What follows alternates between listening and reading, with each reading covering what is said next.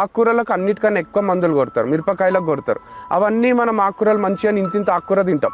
అంటే ఇంతింత ఆకుకూర తిన్నప్పుడు ఆబ్వియస్గా మందులు కూడా ఎక్కువ క్వాంటిటీలో పోతాయి కదా, దానివల్ల లోపల ఎఫెక్ట్ అవుతుంది. And at the same time మనము ఆర్గానిక్ పంట చూస్తే టమాటో మెరిసిపోదు, ఇట్లా దానికి హోల్ ఉంటుంది చిన్నగా, ఆకుకూరలకు కూడా చిన్న చిన్న హోల్స్ ఉంటాయి.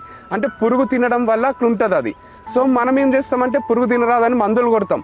అంటే పురుగే తినని పంటని మనం తింటాము, పురుగు తినే పంటని ఏదైతే టేస్ట్ ఉంటుందో అట్లుంటుందో.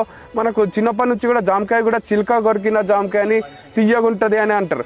సో అట్లా పెస్టిసైడ్స్ అయినాయి, కెమికల్స్ అయినాయి, చాలా ఫ్రూట్ఫుల్ ఉంటాయి, టేస్ట్ ఉంటాయి, హెల్త్కి మంచి. అండ్ ఈవెన్ పాతకాలం నుంచి కూడా మిల్లెట్స్ ఉంటాయి కదా, కొర్రలు కానీ సామలు కానీ, ఇవన్నీ తిన్న వాళ్ళు ఎంత గట్టిగా ఉంటారు. రాగి ముద్ద, నాటుకోడి పులుసు ఎంత ఫేమస్ అయింది అంటే రాయలసీమలో మనుషులు కూడా ఎంత గట్టిగా ఉంటారు. సో ద రీజన్ ఈజ్ ఆ రాగి ముద్ద కానీ కొర్రలు కానీ అవన్నీ తింటుండ్రి. ఈవెన్ ఈ ముడి బియ్యము, అన్పాలిష్డ్ రైస్, ఇవన్నీ ఫార్మర్స్, న్యాచురల్ ఫార్మర్స్ వాళ్ళు తిని చెప్తారు, మేము పొద్దున తింటాము, మళ్ళీ ఎప్పుడో సాయంత్రానికి మాకు ఆకలి అవుతుంది. అంటే వాళ్ళు తినే క్వాంటిటీ కొంచెం ఉంటుంది, బక్కగానే కనిపిస్తారు, బట్ స్టామినా ఎక్కువ ఉంటుంది, రెసిస్టెన్స్ ఎక్కువ ఉంటుంది.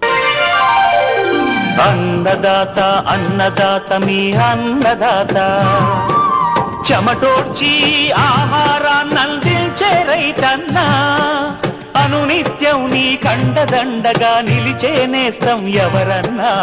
అన్నదాత అన్నదాత మీ అన్నదాత.